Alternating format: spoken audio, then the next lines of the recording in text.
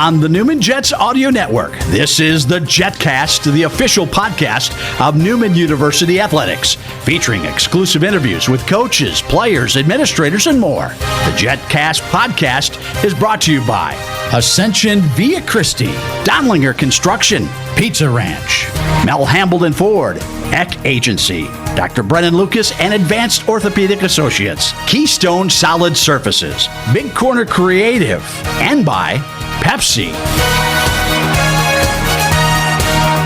Here's the voice of the Newman Jets, Blake Cripps. Welcome back to the Jetcast, episode 75, and I know that it's a little bit deep into the season, but it's actually time to meet yet another staff member, another new coach here at Newman University, the head athletic performance coach. He's the fourth strength and conditioning coach in the history of Newman Athletics. Graham Sokol joins us here on episode 75 of the Jetcast. Coach Sokol, great to have you on the program. Thanks so much for being here. Absolutely. Thanks for having me. Well, Coach, from Louisiana Lafayette to the University of Florida to Northwestern State, you have made the rounds here and now here at Newman. First of all, welcome to Wichita, but I know for our listeners they'll be interested to know that you're no stranger to Kansas, not your first trip to the Sunflower State. Yes, sir. Not my first trip. I actually came to Kansas first 2016. I went to Barton County Community College and competed in track and field there, and graduated in 2018. We also won a national title my sophomore year there. So, and you were participating in the throwing events. Correct. What exactly were you throwing? So I threw the hammer and the weight and the discus. Okay. Probably most notable at the hammer. Okay, and then obviously went on to perform as a Warhawk down at Louisiana Lafayette. Well, actually, as a Cajun. Actually, maybe a Raging Cajun. I'm thinking of Cajun. ULM, yeah. The Louisiana Monroe. So how did you transition from being a track and field athlete, obviously pretty accomplished at your sport? When did you decide that getting into training and then specifically being a strength and conditioning coach was where you wanted to go with your career? Well, I would say very early on I made that decision kind of that this was a route I wanted to take. As soon as I sort of found out about the profession, I was probably 16 years old. And part of me getting into college athletics, that was definitely something I wanted to do in the first place. But that was part of the reason I knew it'd be an easier transition into becoming a strength coach if I participated in college athletics before that. Sure. Well, and what did you get out of, what do you remember the most from being, I'm sure you had plenty of your own workouts that you guys had to do that were tailored not just for your event, but also for your general health. Mm-hmm. What was it about participating in those events that kind of cemented that for you that, yeah, this is what I want to do once my throwing career is done? Well, I think from a science standpoint, really just it fascinates me to understand what we can kind of get out of the human body and different training stimuluses and how that can affect different things within sports. So it was kind of just that realization that kind of pushed me in that direction. Coming up on the show, we'll actually be talking to one of the athletes he's going to be training. Actually going to be training just after we get done recording here today, Mckinzie Weaver off of the volleyball team. And also we'll be joined by volleyball assistant coach Serowski for the first time, making his Jetcast debut here coming up on the show today. When you're dealing with an athlete, let's go to an athlete like Mckinzie, who's got some bangs and bruises, got a knee that she's been working on trying to keep healthy. How do you modify or adjust training programs depending on different positions, different players, and obviously the different injuries? Because, the same workout that a guard in basketball might want to do might be a little different for a center or a forward. So how do you kind of integrate all that into a program for the team, but then also wanting to individualize for each individual player? Yeah, that's a great question. So it's a balance because, physiology will stay the same pretty much for everybody. But, of course, we got different needs of different sports. So we have to address what we have to first understand what we're trying to accomplish, and then we have to address that via our training. And with a special case like Mckinzie Weaver, where she's been beat pretty bad. She wears a lot of ice, doesn't she? She absolutely does. So we're constantly, I'm checking with Coach Compton, and me and her have constant communication on where Mckenzie's at. and as well with our athletic training staff, and we're just trying to figure out the best way to keep her in one piece and keep her on the court. Well, what's it been like working with our longtime head trainer, Coach Clark? Coach Clark's been great. Yeah, I mean, we have a pretty good relationship. I'll stop by here and there, and then we'll chat a little bit, and the whole training staff has really been good. So, yeah. Is this your first head coaching job? Yes, sir. So obviously that's a big appeal for you. What's, do you think, been the biggest difference? You've been an assistant at different levels of being an assistant at, obviously I mentioned Louisiana Lafayette, Florida, Northwestern State. So you've been at very different levels, and you've been at, in the SEC at the highest level of athletics. Mm-hmm. What's the biggest difference for you being the head coach and having that additional responsibility? You've got a graduate assistant that you've just brought on, so you've got to manage staff, and you're kind of the guy in charge of the whole program. What kind of challenges does that bring to you? Yeah, there's definitely a lot of challenges that in previous positions I didn't even really consider. So I guess, one of them just logistic stuff, planning budgets, trying to organize things the way we need to organize in the weight room, scheduling. I never had to do that in the past. So things like that, of course, but it's not too much of it changes. Of course, more responsibility, and then the other part is managing staff. And Kieran's been great, the guy we just brought on as a graduate assistant. But we had some interns, and one of them was really good and one of them was really bad. So we've had to kind of deal with different things throughout that. But, yeah, it's been a learning process. And yeah, a lot of the things you mentioned are things that we've been having to figure out. So well, and you have moved in. I'm not sure. What level is Northwestern State at? They're NCAA, they're FCS. Okay, so they're FCS, so it'd be like kind of 1 AA for those of you used to the old vernacular. Is this your first D2 stop? Yes. How much, if anything, did you know about the MIAA? Obviously in several sports, including one of the ones that we're following right now, volleyball, and certainly a couple that we'll be following here on the Newman Jets Audio Network in a couple of months in terms of men's and women's basketball. This is a very, very highly accomplished and very competitive conference. How much did you know about the MIAA before you took the Newman job? Well, I would say, I wasn't unfamiliar with the conference at all, because being in Kansas my 2 years here as a JUCO athlete, we went to Pitt State several times. We went to Emporia State several times. So we had been all over in a lot of these schools that are in the MIAA and competed against a lot of those athletes, and really high-level conference, I would say probably one of the best conferences in Division II. So I was vaguely familiar. How do you have to change what you do when you're training a team in season, preseason, and postseason? Because, as with a Division II level program, and it's like this at many Division IIs, maybe not everyone, but many Division IIs across the country, it's not like it is at KU where you'll have, maybe one strength and conditioning coach will only work with the football team and one will only work with the men's basketball team. At this level, you typically have to work with everybody or half the teams at the school. So for you, you've got several teams right now that you're training that are in season. Mm-hmm. You've got obviously men's and women's basketball, wrestling that are getting ready for their season, and then maybe more of a postseason type of atmosphere for baseball and softball, who are training. They're doing their fall drills. You can hear the ping of the bats out there at McCarthy Field a lot, and the softball girls are out there at the softball field almost every night, it seems like, practicing. Mm-hmm. But how do you kind of tailor programs depending on what part of the season that sport happens to be in?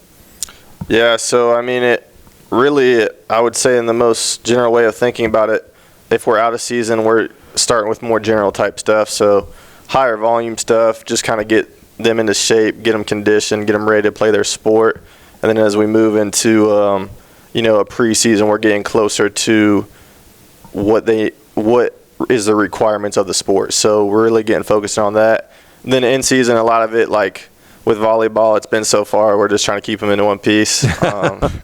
Cross country is a little different right now because they're getting closer to the end of their season, so we're looking at peaking them and making them able to perform the best they can at their championship track meet there. But so it'll vary a little bit, but that's kind of what it looks like now. And when we get closer to the end of the season for volleyball, we'll be doing similar things that we're doing with cross country, making sure they're ready to go. Now, you've talked a lot about what got you into this, which was the science. And, obviously, I'm sure that the list of science courses you had to take to be qualified for this job is probably long and numerous. Yeah. Biology, physiology, and a lot of ologies that go into being a strength and conditioning coach. Yeah. But what is it about the science? Because you'll read people, and there's so many, people on TikTok and Twitter and Facebook that'll tell you, well, this is the way you need to train, and this is what you need to eat, and all this stuff. How do you cut through all of that to make sure that you're providing the Jets with the best? And obviously, science is always changing as well. So how do you kind of,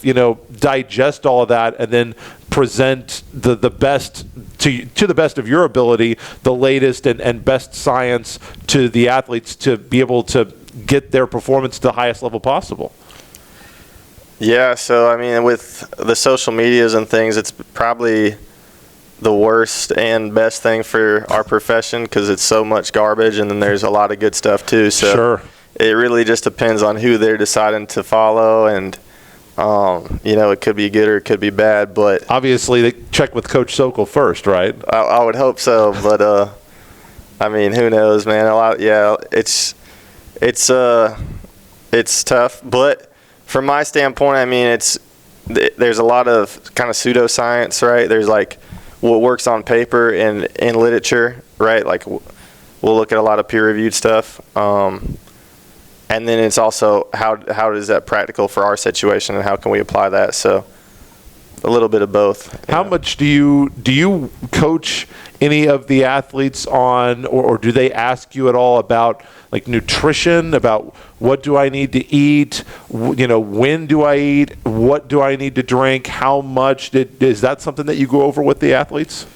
For me right now, what we try to do is keep it very general. The one thing that we're doing now here at Newman that I don't believe has ever been done before is I brought in a nutritionist who's local to the area, and she's now became a resource for all our athletes. So she comes in a couple times a month and gives them talks, and then they'll also be able to reach out to her whenever they have a question come up or they have specific questions they need answered. So for me, I just try to get some food, get some sleep, get some water, but I don't want to go too deep into her territory. So final question for you. You're in the middle of year one. You were hired in July. Where do you want the program to be once we're at your second July, come Independence Day next year? What are some goals that you want to have accomplished for year one, or maybe things that you want to start building as you go into year two? Yeah, I think the biggest thing really is just increasing our athletic capacity. I think just becoming better athletes, and hopefully we continue to build on that. Outside of that, there's things within the department that I'd love to see improved upon, like we could maybe use some renovations and things of that nature. But but really that's our biggest goal. That's the day-to-day stuff, and that's what we care about. But there's other things that we could definitely address that I'd like to work on, but that's our priority. Graham Sokol, the new head athletic performance coach for the Jets, now in his first year. Coach, thank you so much for the time. Absolutely. Thank you. It's been a pleasure. When we come back, we're going to be talking to an athlete who's going to be training with him. Actually, just after we get done recording today, Mckinzie Weaver joins us next on the Jetcast.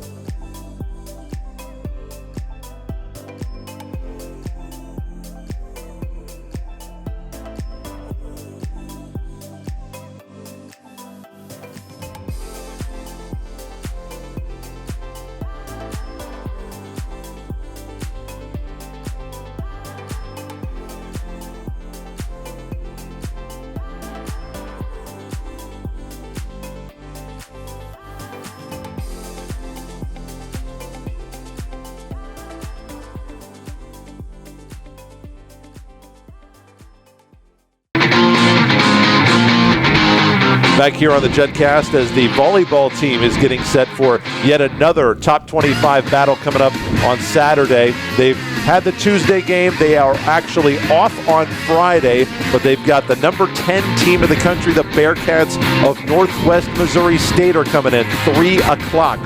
First serve at the gate. Joining me, junior setter off of the Newman Jets volleyball team. They are 7-12 on the year, 2-7 in the MIAA. 5'8" junior from Lansing, Kansas. Mckinzie Weaver joins me on the Jetcast. Mckinzie, so great to have you on the show. Thanks so much for the time. Thank you. Thank you for having me on here. Well, you guys, it seems like you have played such long matches, such long sets, and Tuesday was no exception. A sweep down in Edmond at the hands of number 24 Central Oklahoma. So I think it's going to end up being something like 3 of 4 or 4 of 5 matches against the top 25. Yes. So there really is no break.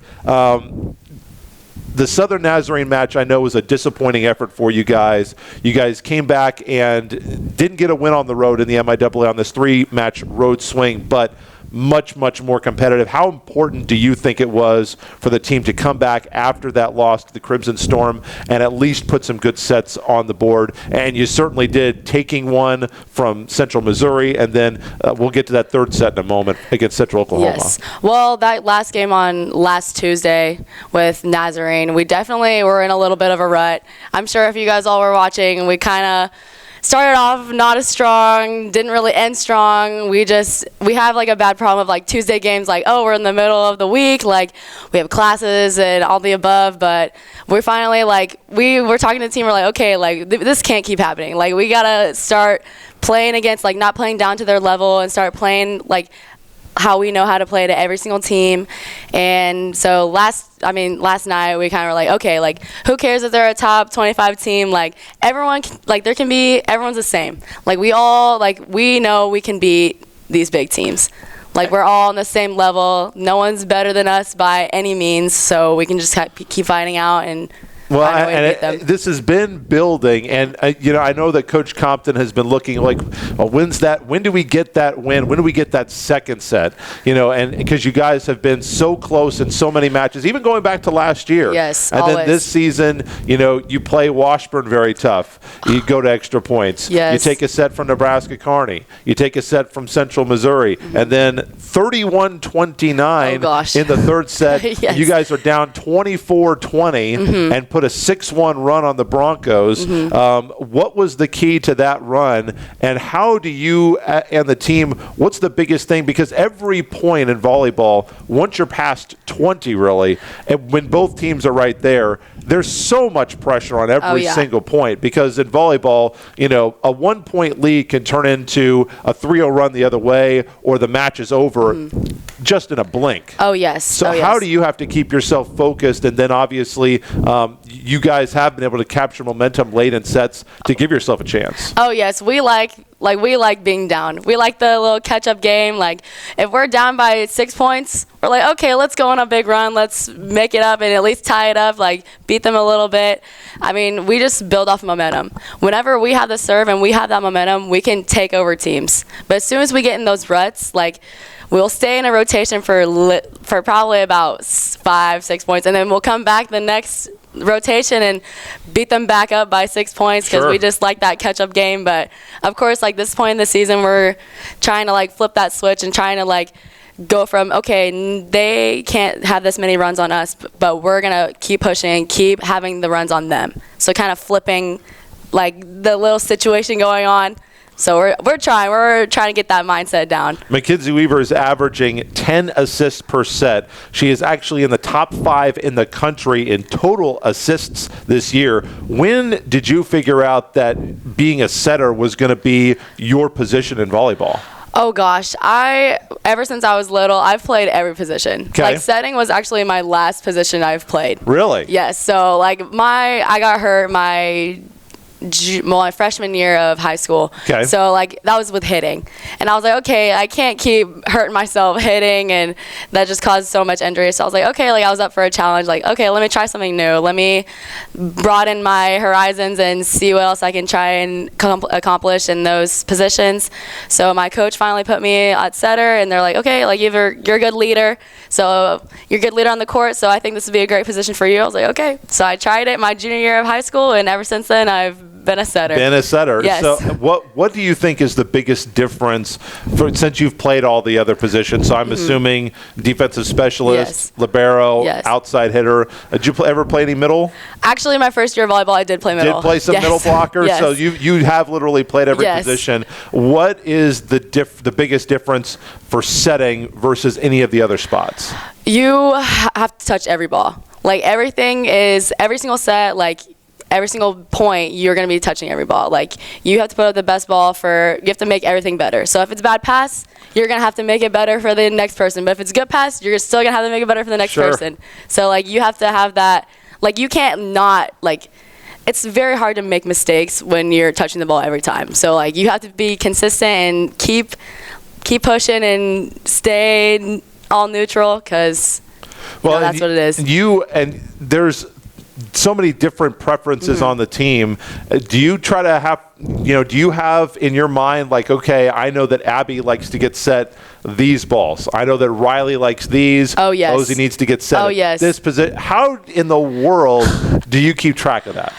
If I'm being honest, it's very hard to keep track of all of it. It's just kind of like a natural instinct now. Sure. Like I'm just kind of like, okay, I know who I have at the like front of the lineup. So I'm like, okay, if I know Riley's out there, she wants a fastball, like Ty. If Ozzy's out there, like, okay, she wants it higher than Abby. Sure. Like I just have to know who's up there, and it's quick thinking. It's literally right off my head. Well, and how do you make the decision? Because even when you have different players, different players can swing and be successful on different balls. Like you might give a quick ball to Abby, but there was one match when it may have been Emporia State where Abby was just absolutely killing them on the slide. Yes. And so you kept setting the slide, obviously, and it was. I mean, they could not stop it. No. So how do you make the decision of who you're setting and what kind of set you're giving them? Let's assume that you're in system. Okay. For those of you who don't necessarily know the parlance means, at least as it's been explained to me, is that you have 3 options or more that you can set to because the pass has been good enough. Yes. It's at the point where you like it and you feel like you can go to one of 3. And that's where you want to be because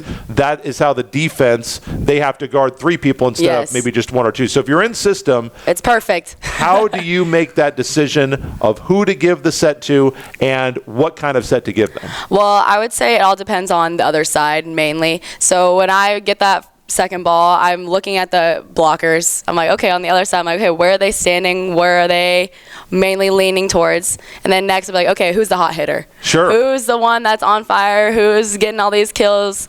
And then pretty much from there, that's who I'm going to. It feels a lot like, to use a football analogy, a lot like a quarterback. Yes. Because you have you're reading the defense, and I know that there's not necessarily the same kind of plays, but at the same time you are kind of calling plays. Yes, I definitely. You can tell. Like I always have people tell me, "Oh, you're the QB1." Like yes, like I am the QB1. Like there's a lot of same similarities between football QBs and setters. Well, when you get in the huddle, do you ever tell one of your hitters like, Hannah, hey, I want you to approach from this angle, or I want you to go, I'm going to give you this ball? Is that something that you guys talk about? Yeah, like sometimes I'll be like, hey, like if it was a bad set, I'll be like, oh, I'll get you out more. Or I'll be like, oh, like do you need it higher? Do you need it lower? Like do you need it faster? Like we all try to work with each other. Like I'm trying to give them the best ball that I can, and they of course want to do the best they can with whatever set I give them. And one thing that Coach Compton has said is that there are a lot of setters that they want to set, and that's what they're out there for. They're out there to play offense, and obviously that's your number one job. But the best setters also play defense. Oh, of course. And you on those plays, obviously when you're digging, you're not setting, which is not fun. Yeah. But at the same time, you can be a critical part of the defense. I mean, I remember you had a 25 dig match not too far away that was your career high in digs.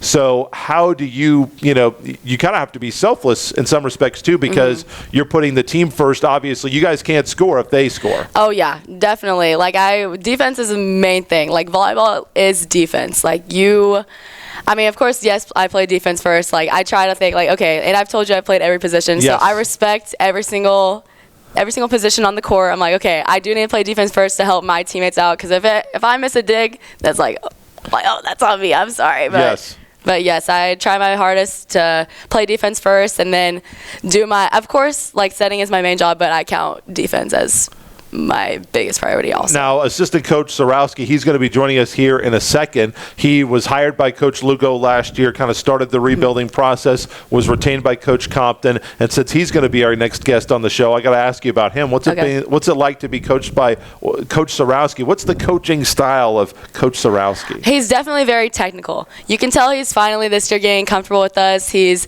finally telling us like things we need to work on. Like he's not afraid to let me know like, hey, like you need to step up your game. Like this is how I need you to step up your game. Like okay, like I'm gonna respond back to him like, yes, like I agree. Like I do need to step up my game. Like this is what, and he would like say it in like a tactical way. Sure. Like he'll pull me aside and be like, hey, like let's think about this. Like let's look at these stats. Who's on fire? I'm like, okay, so that's a part of like my setting decisions also. Like he's telling me who I need to set, who's on fire, like with all the tactics and stats. So he's been helping a lot. I also, since we happen to have the strength and conditioning coach on, and you're about to go up there and get worked out by Coach Sokol. What's Coach Sokol like? What's a Coach Sokol training session like? Well, for me, it's kind of different because I have many problems with my knees and stuff, so I do a little different program. Sure. But he's very open to wanting like to help me out and help me like change to adapt to what I need and what can help me exceed on the court and be stronger and be healthy. Well, and I noticed, when you sat down, you've got a scar on the knee. Oh gosh, yes. It's about that big. Just one surgery? Two. Two surgeries. Yes. I know that, once you got to Newman, had a patella injury in the off season that led to more problems. Yeah. And you're just always, after the match, you're always wearing ice. Oh gosh, yes. Always wearing ice with the extra wrap. How much are you in pain on a day-to-day basis? Pretty often, but that's like that's not just volleyball. Like even if I'm off season, like of course I'm playing volleyball, but I'm just always gonna be in a little bit of pain. But sure. It's my high injury prone type of. That's fine. When you got hurt in high school, was it mainly from landing? Yeah, it was landing because I was an outside, so I was leaning and then I kind of landed wrong. Well, so how do you have to manage? Obviously, you have the wrap, you have the brace. Oh gosh. How do you try to manage yourself on game day? And then also, you guys play almost every week. This is the exception, but you're playing back-to-back on Friday, Saturday. So it's not like basketball or in high school. Well, in high school, a lot of times you're playing in Kansas, you're playing those quadrangulars and triangulars. So it's a little bit different versus like Nebraska, where they'll play more best of fives on like a Wednesday, Saturday type of deal. So you're more used to it growing up in Kansas playing back-to-back, but still, Friday to Saturday, if you got a big 5-set match on Friday, knee cannot be feeling 100% on Saturday. I think Noah in the training room is really helping us out. Like he's there to help. We're in there doing some rehab, like recovering as much as we can. So I think that's a big part of being able to help us out on the court. Friday, like his back-to-back games, like he's always like even when we're away, he's like, here, I got the Normatec for you. Like, don't worry, Kinsey. Like, here's the bag. So I'll do that at night, and then right before the game, I'll do Normatec. Like, it's just very helpful, and I think that's what's getting me through these games. Last question for you. Obviously, another big opportunity coming up on Saturday against Northwest Missouri. 3 o'clock first serve again. You can listen to the game, Newman Jets Audio Network. Watch on the MIAAnetwork.com. We'll have pregame coverage. I will at 2:45. Pregame thoughts with Coach Compton as well. This Northwest Missouri team has some very, very elite hitters. Multiple players that have been honored either as a first team AVCA, that's not MIAA, that's the whole country first-team All-Americans, honorable mention All-Americans. So you're playing a team that wants to try to creep up there with Washburn and Central Missouri and Nebraska Kearney and be the elite MIAA team. They've got extremely talented players. As you guys have scouted them and looked at them this week, what's been the things that have jumped off the scouting report to you about the Bearcats? Well, we haven't really done stats on them yet. Gotcha. Usually we do a film like right before the game, but so this is being released tonight. Yes. So that'll be probably a Thursday and Friday activity. Yes, when we'll look at them. But honestly, even without looking at the scouting report, they're just like every other team. We got to go in with that we can beat them mentality, and we know we can. And they're just like all the MIAA players. Like, we're literally all the same. How does it? I mean, it's so insane to me that in order to be in the top 5 in this conference, you have to be a top 25 team. Oh yeah. I don't think that there's any. I know that the Northern Sun's got some really good programs, but I cannot believe. I don't believe. I haven't looked this up. Maybe this is fake news, but I cannot believe that there's another conference where to be in the top 5 in the standings, you have to be a top 25 team. How do you guys? I mean, obviously you guys have to relish the challenge, or else you just can't survive in a league like this. But how do you guys just get each other, keep each other high? Because you guys can be playing at a very high level, and in another league, you guys are probably a top 3 team. Oh yeah. But in the MIAA, you have to be great to be a top 5. Oh team. yeah, and we're great. We have all of our players solid. Like, we can challenge with every single team that we compete against, and we just have little things. Like, that's the reason why we're not up there, because we'll go on little runs, we'll make little errors, but player-wise, we're all up there too. They're going to be ready for the Bearcats on Saturday, 3 o'clock first serve right here at the gate. Make it out if you can. Mckinzie, good luck. Thank you so much for the time. Thank you so much. We're going to meet our assistant coach, Serowski, making his Jetcast debut when we come back. Where can you land the best Jet swag? The official online store of Newman University Athletics, NUJetSkier.com. The store features the greatest variety of Jets logo gear anywhere, from the latest clothing styles and hats to Newman-branded lawn chairs and office supplies and more. NUJetSkier.com is your place to purchase sports-specific, alumni, parents, and hard-to-find Newman merchandise. Shop right now on your computer or phone, NUJetSkier.com, or click the Shop Now button at NewmanJets.com. Big match coming up this weekend for Newman Jets volleyball. Back to work in the MIAA. A Friday off, which the team probably desperately needs after another tight loss, another long third set against Central Oklahoma. But they have got the number 10 Bearcats of Northwest Missouri State coming in for a 3 o'clock tilt on Saturday. You can listen to the game on the Newman Jets audio network. Tanner Serowski joins me in his second season at Newman University, hired by Coach Lugo, retained by Coach Compton, and just now making his debut on the Jetcast. So great to have you here, Coach. It's great to be here. I know you're so excited to be here. He told me that he may not have been, but I know that you have to be excited about this team and what they've been able to accomplish. I know the record and the individual match results have not been what you and the ladies would have liked, but you guys have been so competitive. This 3-game road trip, I know that you and Coach Compton were disappointed, came out a little flat against Southern Nazarene, but put some very good sets, some very competitive sets together, especially taking a set from Central Missouri, obviously 31-29 against Central Oklahoma. How important do you feel like it was for the team to come out and kind of turn the page quickly after that Tuesday night disappointment against the Crimson Storm? I'm absolutely excited to be here with this team and everything, seeing the growth that the girls have had since last year and then the spring and even now, like from the very beginning of this season. It's astonishing, but it was tough to come back from that loss against Southern Nazarene. They're a good team. I don't believe that they're better than us, but we definitely had some mental issues going on that day, and so we were just kind of flat. And Which every team is going to have a match like that. And even though you guys have had some flat sets, really hadn't given away too many sets other than the two at Fort Hays State. I know that Coach Compton was not so happy about those, but you were able to come right back. That was really the only match of the year that you guys were not able to kind of pick yourselves up and give yourself a shot. But what does it say about the girls that they were able to do that?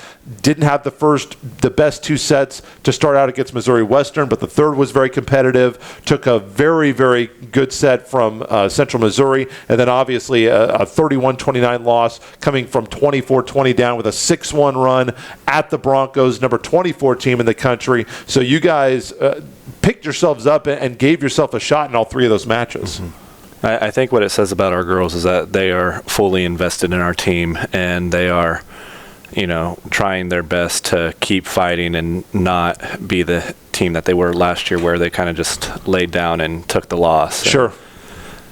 We may be going to 4 and 5 set matches, but I count that as a good thing. They're fighting and they're not giving up.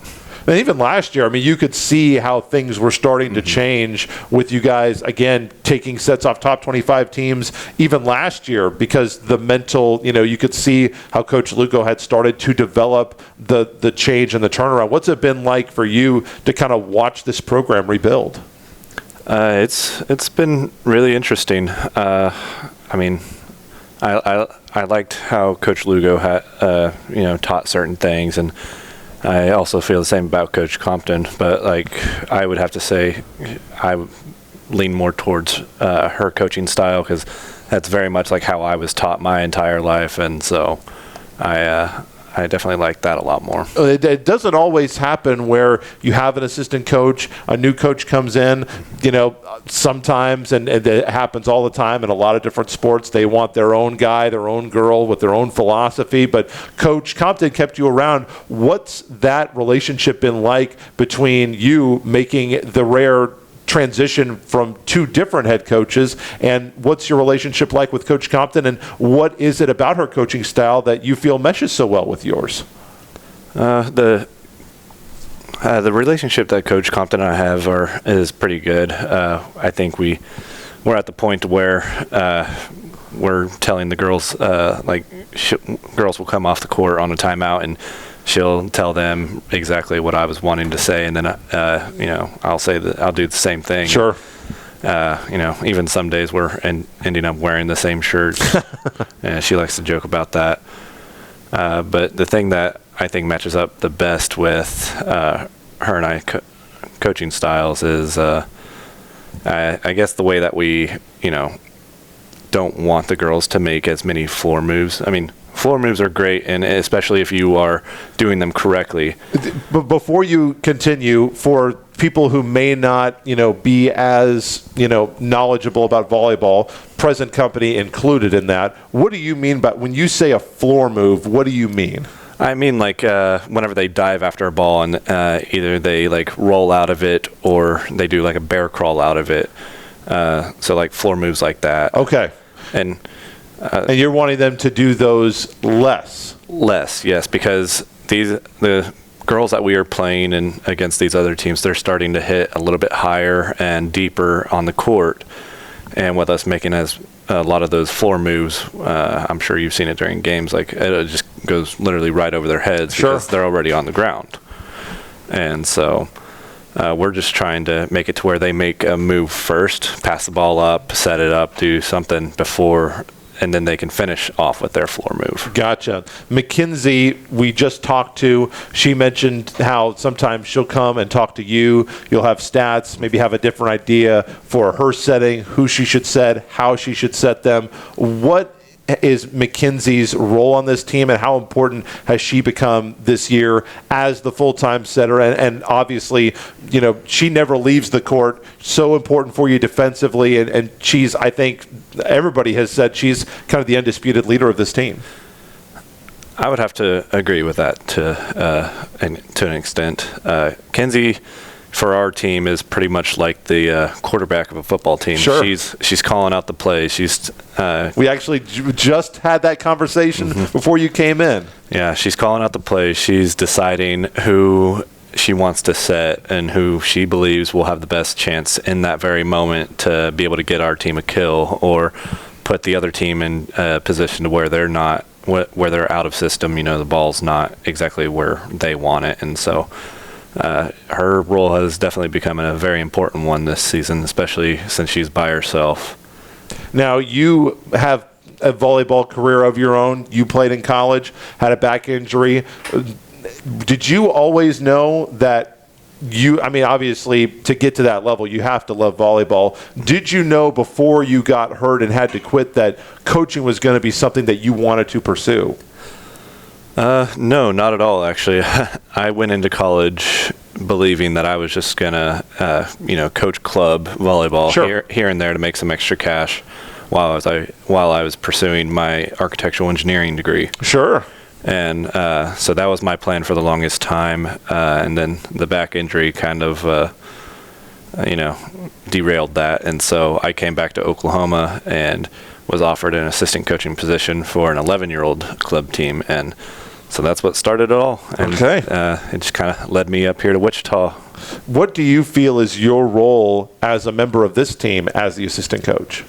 As the assistant coach, I feel like my role is very similar to what it was last year, dealing more with the defensive side of things. And then obviously with Kinsey, going over with her who she thinks is, out of our hitters, who's on fire, who we should keep setting. And then just things like that. So when you guys make a big dig, or if Ozzy or Abby makes a big block of the net, that's you. Well, it's them too. It's them too. It's them mostly. They're the ones out on the court. Yes. But those are the kind of things that you're focused on in practice. It is. And Coach Compton, she's the head coach. She's obviously going to give her input, of course, in it as well.